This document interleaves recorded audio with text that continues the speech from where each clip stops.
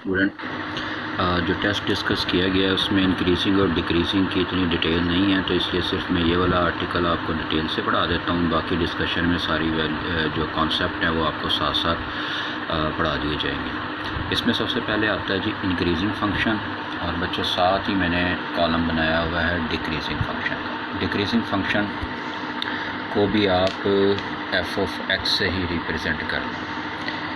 अच्छा जी, इसमें सबसे पहली बात है आप इंक्रीजिंग फंक्शन के लिए ये देखें कि F of x1 less than F of x2 है, जबकि x1 x2 से लेस है। यानी इसका मतलब ये है कि स्मॉलर वैल्यू पर फंक्शन की भी स्मॉलर वैल्यू आ रही है और ग्रेटर पर ग्रेटर वैल्यू आ रही है। तो ये जो इनइक्वालिटी का साइन है ये सेम रहता है जी इंक्रीजिंग फंक्शन में। ये देखें, जबकि डिक्रीजिंग में रिवर्स हो जाएगा। x1 x2 से लेस है, लेकिन function of x1 function of x2 से ग्रेटर है। ये इतना ज़्यादा यूज़ नहीं होता, बहरहाल डेरिवेटिव वाला हम ज़्यादा यूज़ करेंगे। पहला डेरिवेटिव जो है ना, फर्स्ट डेरिवेटिव, वो ग्रेटर और इक्वल टू ज़ीरो आ जाए किसी इंटरवल में। इंटरवल लास्ट में जाएगा डेरिवेटिव टेस्ट में इंक्रीजिंग के लिए। अगर इक्वल के ये इनक्वालिटी में इक्वल का साइन अगर नहीं है, सिर्फ ग्रेटर देन है, तो उसे स्ट्रिक्टली इंक्रीजिंग कहेंगे।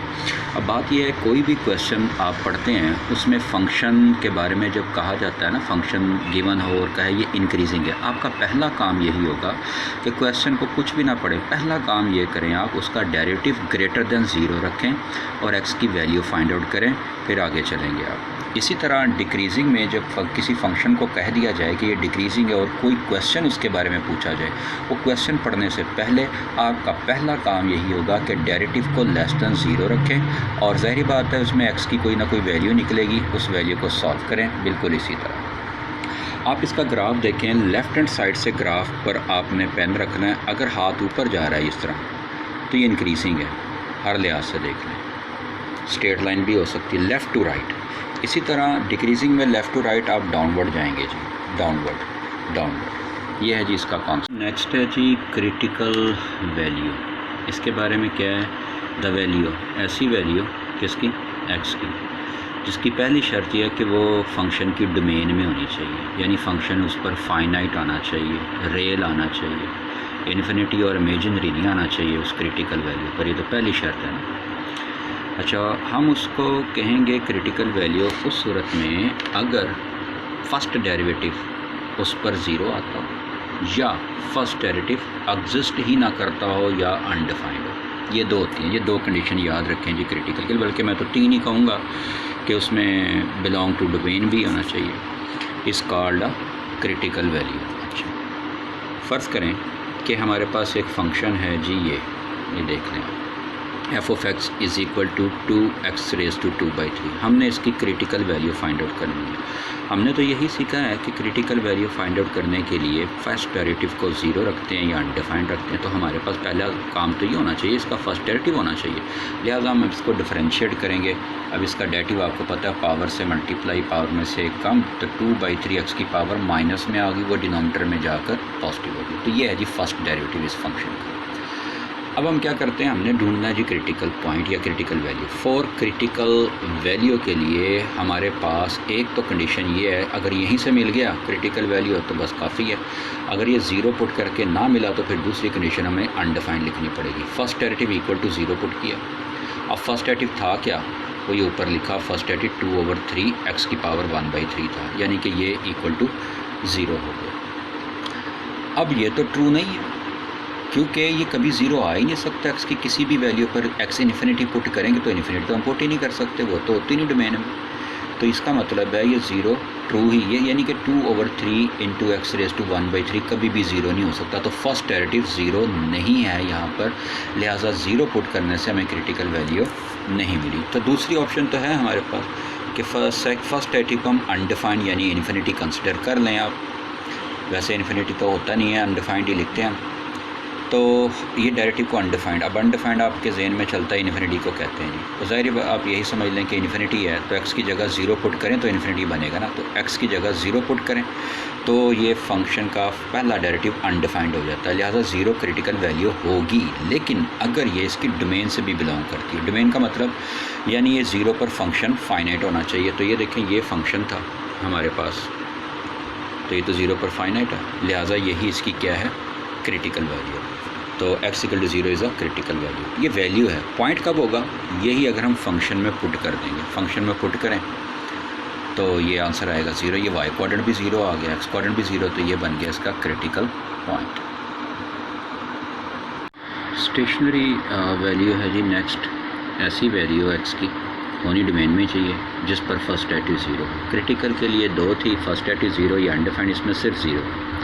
इसका मतलब है मैं स्टेशनरी को क्रिटिकल भी कह सकता हूँ, लेकिन क्रिटिकल को स्टेशनरी नहीं कह सकते क्योंकि इस क्रिटिकल में 2 कंडीशंस हैं। फ़र्ज़ करें फंक्शन x के -2x + 3 मुझे स्टेशनरी वैल्यू निकालनी, तो पहला काम होगा इसका फर्स्ट डेरिवेटिव मालूम करना। फर्स्ट डेरिवेटिव मालूम किया तो उसके बाद हमने लिखा है जी फॉर स्टेशनरी वैल्यू के लिए वी हैव ओनली लिखा है जी मैंने, सिर्फ एक ही कंडीशन होगी कि फर्स्ट डेरिवेटिव 0 होगा, और ये फर्स्ट डेरिवेटिव हमने फाइंड आउट किया हुआ है। इसे इक्वल टू 0 लिखे तो ये x = 1 स्टेशनरी वैल्यू इसकी होगी। अगर ये फंक्शन में पुट करूँ तो फाइनाइट जवाब है। मैंने इस फंक्शन में 1 पुट करके देखा है तो 2 आंसर फाइनाइट आ गया। इसका मतलब है ये x = 1 स्टेशनरी वैल्यू है, और पॉइंट क्या होगा, ये जो फंक्शन में पुट करने से आंसर आया ये y कोऑर्डिनेट, तो 1 2 स्टेशनरी पॉइंट हो गया। याद रखें स्टेशनरी पॉइंट पर फर्स्ट डेरिवेटिव 0 है, ना पॉजिटिव है ना नेगेटिव है। पॉजिटिव हो तो इंक्रीजिंग होता है, फर्स्ट डेरिवेटिव नेगेटिव हो तो डिक्रीजिंग होता है। अब यहाँ तो स्टेशनरी पॉइंट पर जो है वो फर्स्ट डेरिवेटिव 0 होता है, तो इसका मतलब है स्टेशनरी पॉइंट पर ना फंक्शन इंक्रीज़ करता है और ना ही डिक्रीजिंग होता है। और ये नोट याद रखें कि हर स्टेशनरी पॉइंट को हम कहते हैं क्रिटिकल पॉइंट भी कह सकते हैं, बट नोट वाइस वर्सा उल्ट नहीं कह सकते कि हर क्रिटिकल स्टेशनरी हो, ये ज़रूर। ये है जी रिलेटिव कह लें या लोकल कह लें मैक्सिमा। इसमें आप पहला डेरिवेटिव 0 पुट करके ना स्टेशनरी या क्रिटिकल वैल्यू निकालेंगे, ये आपको मैं सिखा चुका हूँ पहले। फिर आपने इसी वैल्यू को सेकंड डेरिवेटिव में पुट करना, नेगेटिव आंसर आएगा। जैसे नेगेटिव आंसर आएगा तो आप ये यकीन से कह सकते हैं कि x = a पर फंक्शन की वैल्यू मैक्सिमम होगी। तो हम लिखेंगे relative maximum value of f(x) = function में a पुट करने से आता है। इसी तरह रिलेटिव या लोकल मिनिमम की बात करें तो पहला डेरिवेटिव 0 पुट करके आप जो वैल्यू निकालेंगे उसे स्टेशनरी वैल्यू या क्रिटिकल वैल्यू कहेंगे। वो आप सेकंड डेरिवेटिव में पुट करेंगे तो आंसर क्या आएगा, पॉजिटिव।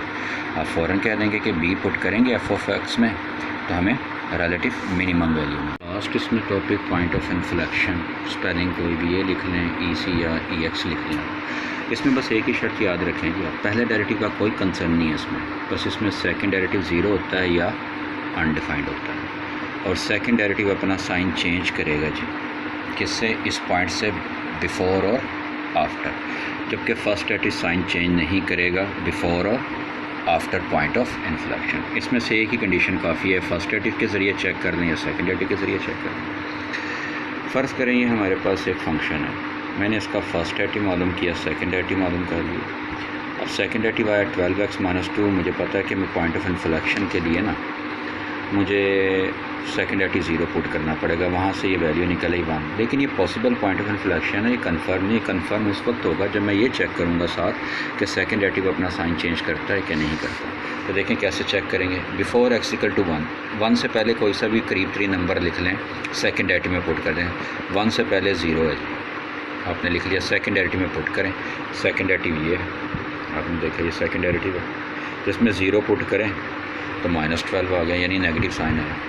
आफ्टर का मतलब x = 1 के बाद कोई पॉइंट पुट कर लें वो 2 आ जाएगा, वो आप इसमें सेकंड डेरिवेटिव में पुट करें तो वो आ गया पॉजिटिव, साइन चेंज कर लिया इसमें। साइन तो चेंज जब करेगा तो इसका मतलब वो कन्फर्म ये पॉइंट ऑफ इन्फ्लेक्शन हो गया, जिसका x कोऑर्डिनेट 1 और y कोऑर्डिनेट कैसे मालूम करेंगे, f(1) व फंक्शन में पुट करें -3। बच्चे इसका ना एक बात याद रखें, जो क्यूबिक होती है ना पॉलिनोमियल ऑफ डिग्री 2, उसमें पॉइंट ऑफ इन्फ्लेक्शन लाजमी निकलता है। तो ये डेरिवेटिव वगैरह लेने की ज़रूरत नहीं, डायरेक्ट फार्मूला लगा दें। पॉइंट ऑफ इन्फ्लेक्शन का फार्मूला -b/3 है, और फंक्शन में यही वाला आप वैल्यू पुट कर दें, y कोऑर्डिनेट आ जाएगा। अब इस क्वेश्चन में देखें x³ का कोएफिशिएंट a होता है, तो ये a है और b आपके पास -6 है। a = 2, b = -6, -b/3 पुट करें तो 6/6 यानी 1 बनता है। आप इसे डायरेक्ट ही कर लें। अस्सलाम वालेकुम स्टूडेंट, चैप्टर नंबर 2, नाम है इसका डेरिवेटिव। अच्छा ये सुन लें कि डेरिवेटिव है, इसका दूसरा नाम है डिफरेंशियल कोएफिशिएंट, और फिर थर्ड नेम है इसका instantaneous rate of change.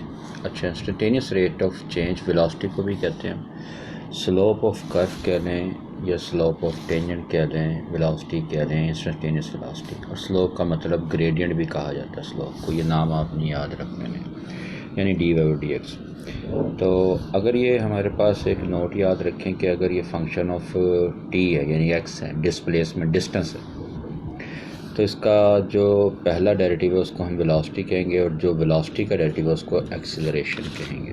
Question number 1 इसी तरह एक ट्रैजेक्टरी दी गई है, ट्रैजेक्टरी कर्व को कहते हैं, ग्राफ को कहते हैं, पाथ को कहते हैं, कुछ भी फंक्शन जो भी है।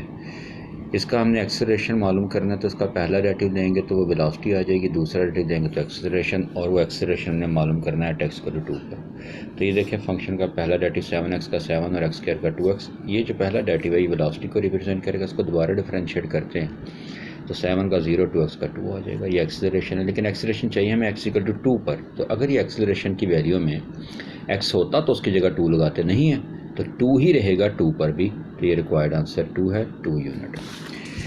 फिर क्वेश्चन नंबर 2 से पहले बात ये करते हैं कि एवरेज रेट ऑफ चेंज या वेलोसिटी, जिसको हम डिफरेंस कोएफिशिएंट भी बोलते हैं और स्लोप ऑफ सीकेंट भी कहते हैं, लेकिन इसके लिए इंटरवल का होना ज़रूरी है a से b तक, और ये formula f(b - f(a) b - a। ये question number 2b average rate of change, बल्कि उसने कहा था एवरेज स्पीड मालूम करें या एवरेज वेलोसिटी। तो उसके लिए उसने ये टाइम दिया 0 से 3, तो इंटरवल 0 से 3 बन जाएगा। तो फार्मूला जो मैंने आपको बताया था वही s(3 - s(0) और 3 - 0, यानी जो था ना f(b - f(a), उसकी जगह s(3 - s(0)। तो s में जहाँ जहाँ पर t है वहाँ 3 पुट कर दें, s(3) का आंसर आएगा, ये s(3) का आंसर। और जब s(0) का आंसर मालूम करेंगे तो t की जगह 0 पुट करेंगे, वो 0 हो जाएगा, नीचे 3 - 0 3। इसे सॉल्व करें तो ये 9 आ जाएगा, बीटा आंसर। ये कर्व है जी, आपने ग्रेडियंट मालूम करना। मैंने आपको पहले कहा कि ग्रेडियंट जो है बेसिकली डेरिवेटिव को ही कहते हैं। तो अब जब डेरिवेटिव आप ले लेंगे, एंड में x की जगह 5 लगाना, ये उसने कहा ग्रेडियंट एट 5। इसका डेरिवेटिव बच्चों देखो कांस्टेंट एज इट इज़, नीचे वाली वैल्यू की होल पावर 1 है वो बन गई 2, और ऊपर इसका डेरिवेटिव। यह है रेसिप्रोकल रूल, मैं बाद में आपको बताता हूँ। ये डेरिवेटिव लिया गया। रेसिप्रोकल रूल ये होता है कि कोई भी फंक्शन डिनोमिनेटर में पड़ा हुआ है तो आप उसकी जो पुरानी वाली पावर है, ओरिजिनल पावर है, उसमें एक ऐड कर दें, और इसकी जो पुरानी पावर है, ओरिजिनल पावर, उसे माइनस के साथ ऊपर लिखें और इनटू इसका डेरिवेटिव। तो आप इसी को देखें, इसकी होल पावर 1 है वो बन गई एक ऐड करके 2, और माइनस के साथ इसकी ऊपर पावर अगर मैं लिखूँ 1 तो उसे लिखने की ज़रूरत नहीं है, आप इस तरह कह दें वहाँ, और ये इसका डेरिवेटिव। तो ये था जी ग्रेडियंट। तो देखो क्वेश्चन जो है वो है y = function of x² + 2x + 1, जबकि वो कहता है कि फंक्शन का डेरिवेटिव एट 9 पर 7 होगा। अब ये बात हमारे कहाँ काम आएगी, फ़िलहाल कुछ पता नहीं चल रहा है। उसने कहा कि dy/dx मालूम करें, जो उसने कहा है ना बच्चों, फ़िलहाल तो आप वो मालूम करें ना, ये y है तो आप इसका डेरिवेटिव लें। डेरिवेटिव फंक्शन क्या होता है, प्राइम लगाते हैं, और जिस पर वो ऑपरेट होता है आगे उसका डेरिवेटिव लिखते हैं। जैसे साइन का नहीं होता डेरिवेटिव, साइन का डेरिवेटिव लेने के बाद कोस बनता है, फिर एंगल का डेरिवेटिव, तो आप समझे ये एंगल ही है। तो ये f का डेरिवेटिव हो गया, और आगे इसी का डेरिवेटिव मल्टीप्लाई करेंगे x² का 2x और +2 और 1 का 0, ये बन गया। अब मसला ये, इससे ज़्यादा आगे हम जो ऑप्शन में देख रहे हैं उसमें तो कांस्टेंट आंसर है, ये तो नहीं है। अब कांस्टेंट आंसर के लिए हम इसको यूटिलाइज़ करते हैं। उसने कहा कि f' के अंदर 9 रखें ना आप तो 7 आएगा, जबकि आपके पास f' के आगे ये सारी वैल्यू है। तो इस सारी वैल्यू को 9 रखें, देखते हैं x क्या बनता है। तो हमारी जो रिक्वायरमेंट है, मुझे f' दिस की बजाय मुझे f' 9 चाहिए, जिसकी वजह 7 जिसकी जगह मैं लिख सकता हूँ। तो इन दोनों को इक्वेट करें, f' 9 और f' x² + 2x + 1 को। तो हम देखेंगे x² + 2x + 1 9 के इक्वल, इसे सॉल्व करें तो x की 2 वैल्यूज़ आती हैं 2 और -4। तो अगर इसका मतलब है x की जगह अगर मैं 2 यहाँ पुट करूँ तो 9 बनता है, -4 पुट करूँ तो भी 9 बनता है। तो हम पहले 2 पुट करके देखते हैं जी। तो जी इसको मैंने कह दिया है जी, ये क्या बना है, f' 9 के इक्वल है। किस वैल्यू के लिए, अगर हम x की जगह 2 लिखेंगे तो x की जगह 2 लिखें तो ये f' 9 बनेगा, और f' 9 जो है वो 7 के इक्वल है, ये दिया हुआ है। यहाँ पर x की जगह 2 पुट किया, आपने सॉल्व किया, 42 आंसर। क्वेश्चन नंबर 5 में ग्रेडियंट की बात की है जी, ग्रेडियंट मालूम करना है जी हमने y का, जबकि y ax + b/x² के इक्वल है, और हमने ये पॉइंट भी पुट करना उसमें, यानी 2 3 का मतलब है जब आप डेरिवेटिव लें यानी ग्रेडियंट मालूम करेंगे तो जहाँ x होगा उसकी जगह 2, जहाँ y होगा उसकी जगह 3 पुट करेंगे। अगर सिर्फ x है तो 2 पुट करेंगे, सिर्फ y है तो 3 पुट करेंगे, दोनों है तो x की जगह 2 और y की जगह 3। आप जिसका ग्रेडियंट मालूम करें, gradient of y implies that यानी कि वो dy और dx के इक्वल है। साथ मैंने ये पॉइंट भी लिख दिया 2 3 के, जब आंसर आएगा तो x की जगह 2 और y की जगह 3 पुट करेंगे। तो बच्चों ax का डेरिवेटिव a आ जाएगा जी, यहाँ पर ये गिवन है, ग्रेडियंट -2 के इक्वल है। मैं नेक्स्ट लाइन में ये -2 एज इट इज़, ठीक है ना, ये लिखा है ग्रेडियंट ऑफ y, तो मैंने लिखा ग्रेडियंट ऑफ y एट 2 3, ये लिखा है इज़ की जगह इक्वल टू और ये -2। फॉर नेक्स्ट स्टेप में अब बस आप ये डेरिवेटिव ले लें। इसका ax का डेरिवेटिव क्या होगा, a और plus b over x square का ये रेसिप्रोकल रूल लगा देना, जो एक्स स्क्वायर है वो एक्स क्यूब बन जाएगा और इसकी अपनी पावर 2 जो है वो माइनस के साथ ऊपर चली जाएगी और x का डेरिवेटिव 1 वो लिखने की ज़रूरत नहीं, -2 ये राइट हैंड साइड पर एज। तो देखें इसमें पुट क्या करना है, x की जगह 2 और y की जगह 3, y तो है ही नहीं इस ग्रेडियंट में यानी इस डेरिवेटिव में, बस x की जगह 3 पुट करें, सॉल्व करें तो ये इक्वेशन बन जाती है। अब हमें मालूम करनी a और b की वैल्यू, दो वैल्यूज़ मालूम करनी, तो दो इक्वेशन होनी चाहिए, तो सिर्फ एक इक्वेशन बनी।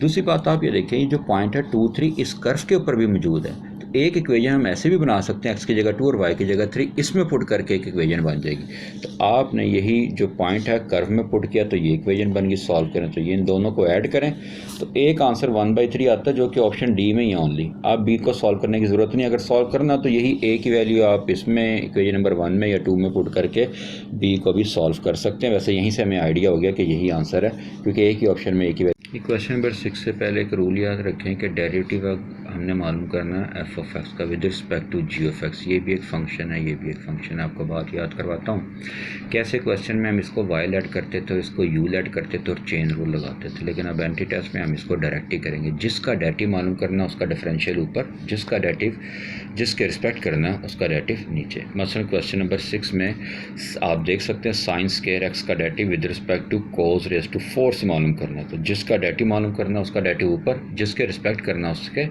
नीचे। तो साइन स्क्वायर का डेरिवेटिव पावर से मल्टीप्लाई पावर में से कम, विदाउट पावर ये डेरिवेटिव। इसी तरह कोस की पावर 4 का पावर से मल्टीप्लाई पावर में से कम और विदाउट पावर कोस का डेरिवेटिव माइनस साइन कैंसिल होकर ये आंसर आ गया ऑप्शन सी। अच्छा बच्चों, ये जो डेरिवेटिव के फार्मूले ये आपने याद करने हैं, बुक में से आपको मिल जाएंगे आराम से, इजी से। आपको पता भी होगा कि कहाँ पर है ट्रिग्नोमेट्रिक फंक्शन, उसके इन्वर्स, हाइपरबोलिक और हाइपरबोलिक इन्वर्स के डेरिवेटिव, लॉगरिथम के, एक्सपोनेंशियल की, ये आपने याद करने। अगर अभी आपको याद हो तो ये डेरिवेटिव जो था इसका टेन इन्वर्स एक्स का, तो टेन इन्वर्स एक्स का डेरिवेटिव था 1/1 माइनस एक्स स्क्वायर। ये फार्मूले में आप ये x देख रहे हैं, तो ये ऊपर जो इसका डेरिवेटिव होता है 1। इसी तरह टेन हाइपरबोलिक इन्वर्स कोस की जगह, x की जगह कोस है, तो यहाँ पर x की जगह हम कोस लगा देंगे। देखिए 1/1 माइनस कोस के, फिर इस कोस का आगे डेरिवेटिव भी लिखना है। इसे सॉल्व करें तो ये आ गया माइनस कोसेकेंट एक्स। ये क्वेश्चन आपको आपकी बुक में था टेंजेंट एक्स के साथ अप टू सॉन इन्फिनिटी। पहला आप स्केयर लेंगे तो ये log ऑफ एक्स आ जाएगा, ये एस्टीज ये भी y के इक्वल है। अब डिफरेंशिएट कर लें, वाई स्क्वायर का डेरिवेटिव 2y dy/dx, log का 1/x और y का dy/dx, ये उस तरफ जाकर कॉमन लिया 1/x, तो हमें मालूम करना था x dy/dx, तो x को इस तरह मल्टीप्लाई, ये इधर ये ऑप्शन आ गई इसमें। क्वेश्चन नंबर 9 में भी यही कहा गया कि हमने इसका डेरिवेटिव मालूम करना e⁻x sin x का विद रिस्पेक्ट टू e⁻x। तो जिसका डेरिवेटिव मालूम करना है वो न्यूमिनेटर में, डिफरेंशियल उसका डिनोमिनेटर में जिसके रिस्पेक्ट करना है। यहाँ लगेगा प्रोडक्ट रूल, e⁻x का डेरिवेटिव e⁻x साइन एस्टिस प्लस अब e⁻x एस्टिस और साइन का डेरिवेटिव cos x, और नीचे e⁻x का डेरिवेटिव e⁻x ही कॉमन लेकर कैंसिल करें, ये ऑप्शन डी आंसर आ जाएगा। वैसे मुख्तसर सी बात याद रख लें कि डिक्रीजिंग फंक्शन के लिए डेरिवेटिव नेगेटिव होता है लेस दैन 0, और इंक्रीजिंग फंक्शन के लिए डेरिवेटिव पॉजिटिव होता है ग्रेटर दैन 0। इस क्वेश्चन में कहा था कि आपने इंटरवल मालूम करना है। इंटरवल का मतलब आपने x की वैल्यू मालूम करनी जहाँ फंक्शन इंक्रीजिंग होगा।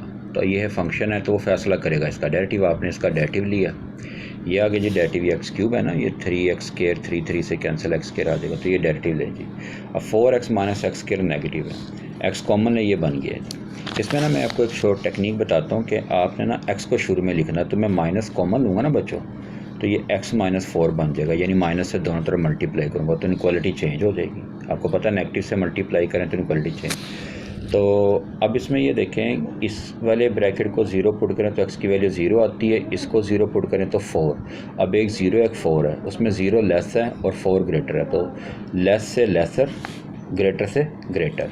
अब 0 से लेस माइनस इन्फिनिटी तक, 4 से ग्रेटर इन्फिनिटी तक। ये रूल याद रख लें, नोट में आपको बता देता हूँ कि x माइनस से x माइनस बी जब लेस देन हो ना, तो आपने x को दरमियान में रखना, लार्जर वैल्यू राइट साइड पर, स्मॉलर लेफ़्ट साइड पर। और अगर ग्रेटर का साइन हो तो फिर स्मॉलर से x स्मॉलर, ग्रेटर से x ग्रेटर। ये याद रहे कि a जो है वो लेस देन b है।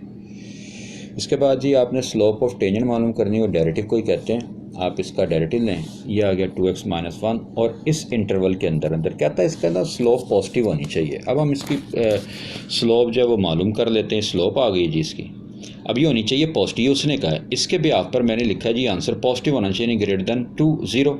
तो x greater than 1/2, greater than 1/2 मैं कहाँ तक जा सकता हूँ, मेरे पास तो हद 2 तक है बस। तो 1/2 से लेकर 2 तक अगर ग्राफ पर देखें तो मेरे पास इंटरवल जो था -1 से लेकर 2 तक था, यानी बस यही नंबर है। अब जो आंसर आ रहा है वो 1/2 से लेकर 2 तक है। तो कौन सा इंटरवल है जो 1/2 से 2 के दरमियान में रहेगा, क्योंकि हमने ये कहा है कि ये डेरिवेटिव यानी स्लोप पॉजिटिव उस वक्त होगी जब x जो है वो 1/2 से 2 तक होगा।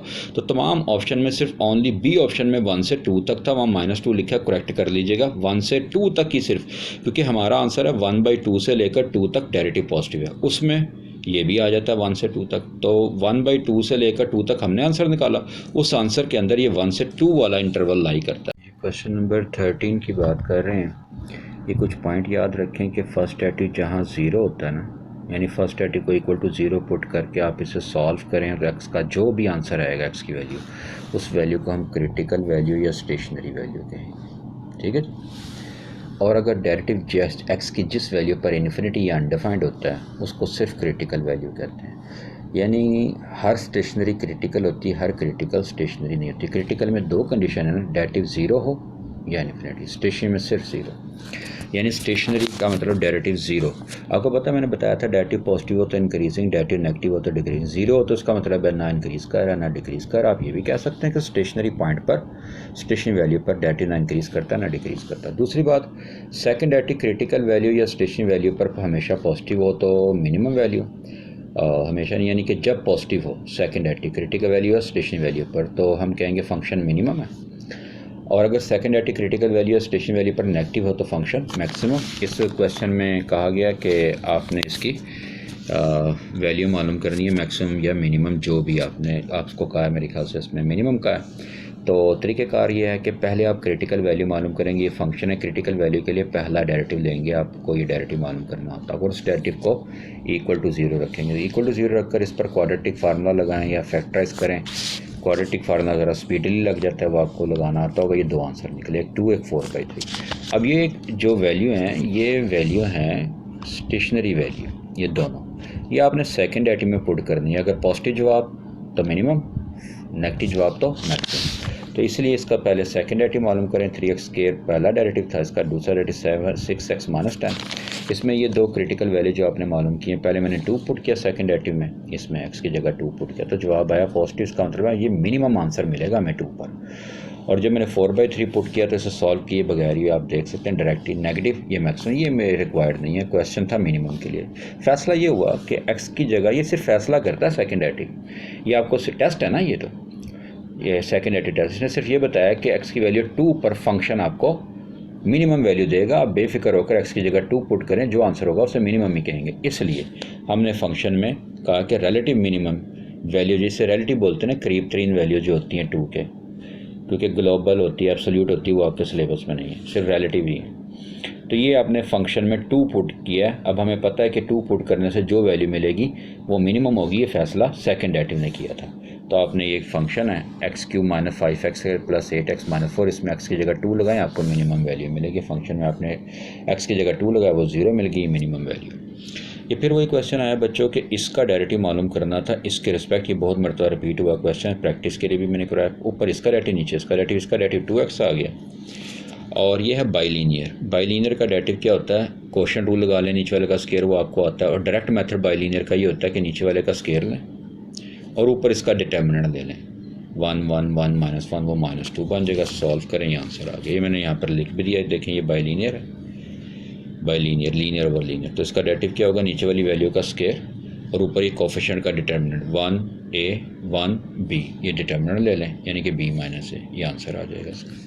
फिर बच्चों क्वेश्चन नंबर 15 में फिर उसने कहा कि एरिया ऑफ सर्कल का derivative with respect to circumference of circle करें। तो जिसका डेरिवेटिव मालूम करना वो ऊपर, जिसके रिस्पेक्ट करना वो नीचे। एरिया आप जानते हैं पाई आर स्क्वायर होता है, इसमें आर वेरिएबल होगा ना, और सरकमफ्रेंस क्या होता है 2 पाई आर। पाई कांस्टेंट, इसका डेरिवेटिव हो जाएगा 2r, ये आ गया 2 पाई एस टी, आर का डेरिवेटिव 1, 2 पाई से कैंसिल आर, तो आर क्या है रेडियस, यानी कि एरिया ऑफ सर्कल का derivative with respect to circumference of circle निकालें तो radius of the circle answer आता है, यानी ऑप्शन बी।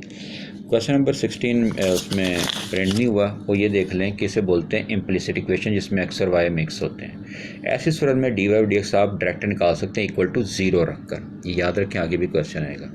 तो डी वाई और डी एक्स रखें, माइनस यहाँ पर आप लगा दें फिक्स, ये फार्मूला है शॉर्टकट, ऊपर लिखें विद रिस्पेक्ट टू एक्स और नीचे लिखें विद रिस्पेक्ट टू एक्स, यानी ऊपर मैं डिफरेंशिएट करूँगा विद रिस्पेक्ट टू एक्स, लेकिन याद रहे कि इसमें अगर मैं विद रिस्पेक्ट टू एक्स जब करूँगा तो उस वक्त मैं वाई को कांस्टेंट कंसिडर करूँगा, जब मैं with respect to y differentiate करूँगा इस पूरे फंक्शन को तो मैं एक्स को कांस्टेंट कंसिडर करूँगा। ऊपर लिखें with respect to x, with respect to x में एक्स का डेरिवेटिव 1, प्रोडक्ट रूल नहीं लगेगा, वाई कांस्टेंट है, वाई एज इट इज, ये देखें। इसी तरह एक्स स्क्वायर वाई क्यूब में y cube as it is, ये देखें, और एक्स स्क्वायर का derivative -2x plus x square का डेरिवेटिव 2x, वाई क्यूब, इसमें x है ही नहीं क्योंकि मैंने y को कांस्टेंट कंसिडर किया हुआ है, अकेला y होगा, अकेला कांस्टेंट, तो इसका डेरिवेटिव 0, और ये आ गया जी -2x का डेरिवेटिव आ जाएगा -2। क्लियर जी, ये एक्स स्क्वायर का आया डेरिवेटिव 2x और ये वाई क्यूब का 0, -2x का -2, वाई फिर अकेला 0, कांस्टेंट ये तो है ही कांस्टेंट 0। अब डिनोमिनेटर में विद रिस्पेक्ट टू, अब उल्ट देख रहे हैं ना कि ऊपर y है तो ऊपर विद रिस्पेक्ट टू x, नीचे x है तो नीचे with respect to y, reverse, y ऊपर इसका derivative with respect to y नीचे, x नीचे इसका derivative with respect to x ऊपर। अब विद रिस्पेक्ट टू y नीचे करें, विद रिस्पेक्ट टू y करेंगे तो x कांस्टेंट होगा, x का derivative x as it is, y का डेरिवेटिव 1 यानी x as it is, x square as it is, और y क्यूब, y वेरिएबल है ना, इसका derivative 3y square, 3y square square. फिर इसके बाद एक्स स्क्वायर क्योंकि कांस्टेंट 0, वाई क्यूब का डेरिवेटिव 3y स्क्वायर -2x, ये सारा कांस्टेंट 0, वाई का डेरिवेटिव 1, 9 कांस्टेंट, ये 0 ही डेरिवेटिव आ जाएगा।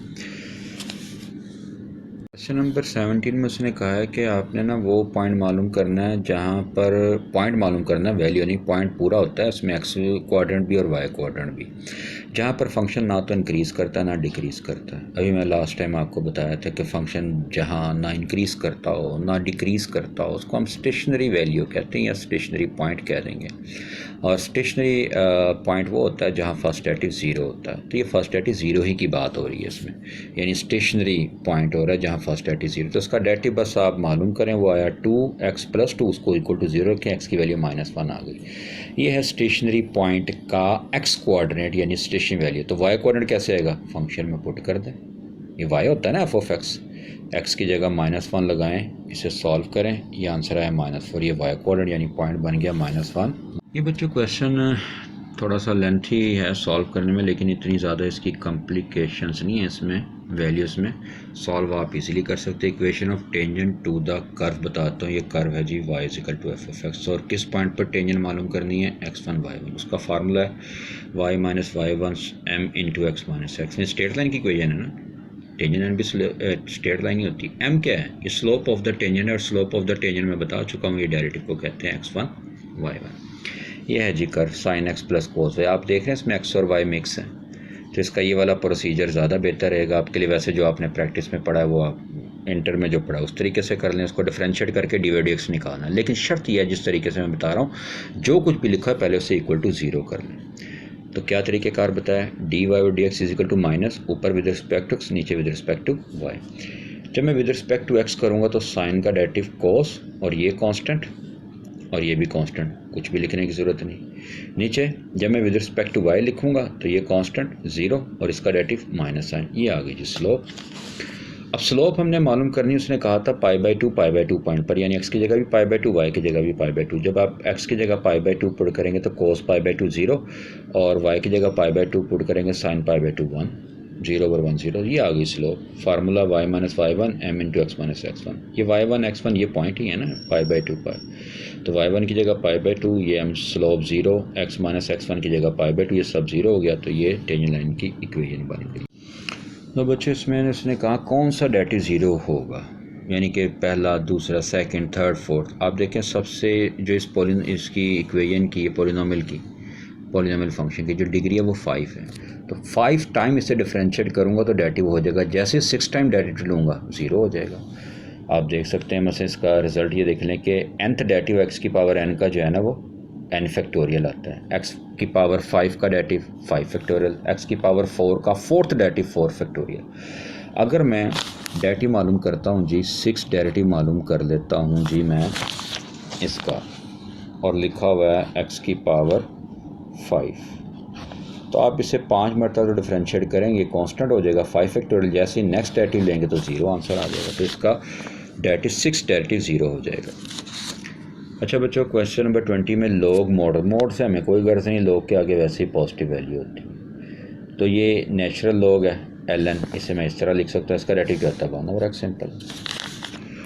ये क्वेश्चन है जी, आपसे ही कहा गया है कि x की जगह 1 पुट करने से मैक्सिमम वैल्यू निकलती है।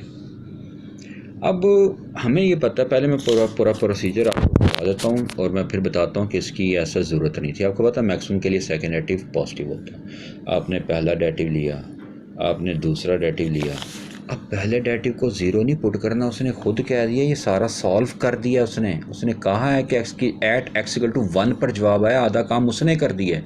तो ये पहला डेरिवेटिव, आप दूसरा डेरिवेटिव लेने की ज़रूरत नहीं है, उसने बता दिया आपको कि मैक्सिमम है। जो आप प्रोसीजर नहीं करते, पहला डेरिवेटिव 0 पुट करके स्टेशनरी वैल्यू निकालते हैं, ये उसने स्टेशनरी वैल्यू दे दिया आपको, फिर वो सेकंड डेरिवेटिव में पुट करके टेस्ट करते हैं, उसने टेस्ट कर लिया है।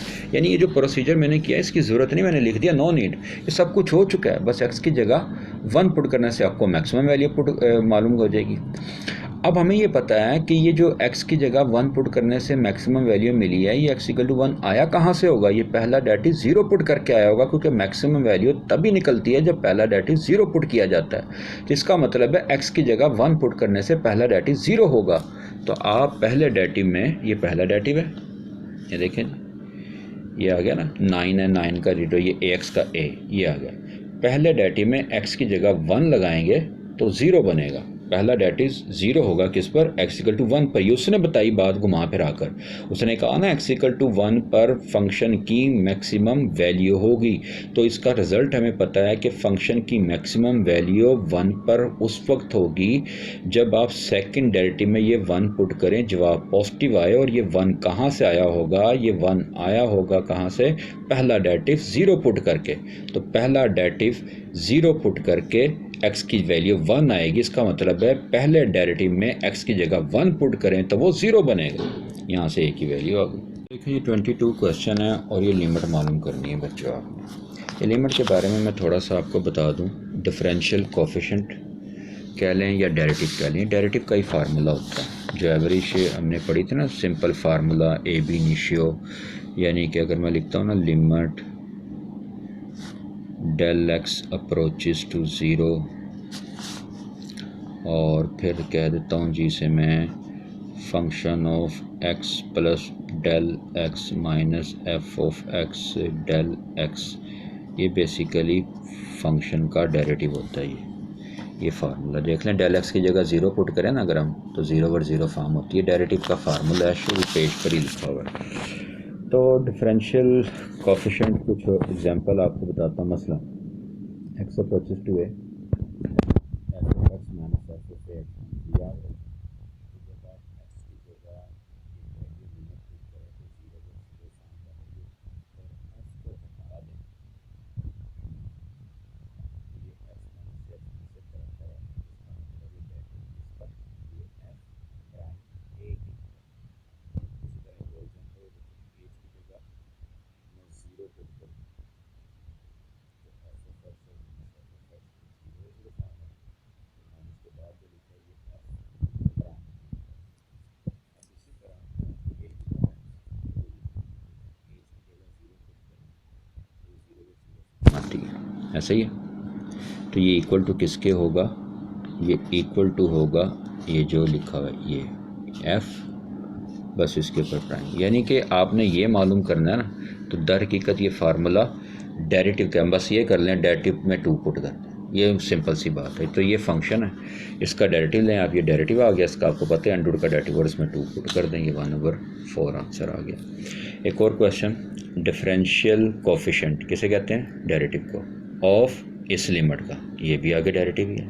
तो देखिए मैं डिफरेंशियल कोफिशिएंट की जगह क्या लगा रहा हूँ, d/dx इनटू इस लिमिट की जगह क्या लगाऊंगा, d/dx, और आखिर में क्या लिखा है, log of x, वो आगे लिख दूंगा। पहले इसका डेरिवेटिव 1/x, फिर दोबारा डेरिवेटिव -1/x। क्वेश्चन नंबर 23 है, ये दिया है जी आपको फंक्शन या डिस्टेंस कह लें, वेलोसिटी क्या होगा उसका पहला डेरिवेटिव, उसका दूसरा डेरिवेटिव एक्सीलरेशन, उसमें t की जगह 2 पुट कर दें, सिंपल क्वेश्चन। नंबर 24 फिर रिपीट हुआ क्वेश्चन कि x की पावर 8 का derivative with respect to x की पावर 4 मालूम करना है, यानी मैं चेंज रूल नहीं लगा रहा हूँ, डायरेक्ट बता रहा हूँ। इसका डेरिवेटिव लें 8x की पावर 7, ये 4x क्यूब कैंसिल होकर ये आ गया, यानी डेल्टा ऑप्शन।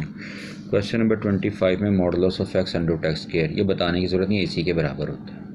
क्या था, आप इसका मोड का डेरिवेटिव लें, अब मोड का डेरिवेटिव जो है वो प्लस माइनस x ही आएगा ना, हमें तो नहीं पता, तो प्लस माइनस x ही होता है। तो प्लस माइनस एक्स का डेरिवेटिव क्या होता है, +1, हमारा आंसर तो ये ऑप्शन में तो है नहीं। अब ऑप्शन में ये लिखा है ना x over modulus of x, तो इसे अगर मैं सॉल्व करूँ प्लस माइनस एक्स ही होता है, ये भी +1 ही होता है, तो ये इसी के इक्वल बना, तो ये आंसर है, यानी चार्ली ऑप्शन। अब ये कोस इनवर्स साइन इनवर्स ये डेरिवेटिव आपको याद होने चाहिए। कोस इनवर्स का डेरिवेटिव होता है 1/-1/1 - x स्क्वायर, x स्क्वायर की जगह तो ये सब कुछ आ जाएगा, लेकिन फिर ये x जो x है ना, ये x की जगह लगाया, इसका आगे डेरिवेटिव भी लिखना होता है 12x स्क्वायर - 3। पुट क्या करना है, x की जगह 0 पुट करें, इसी में 3 आंसर।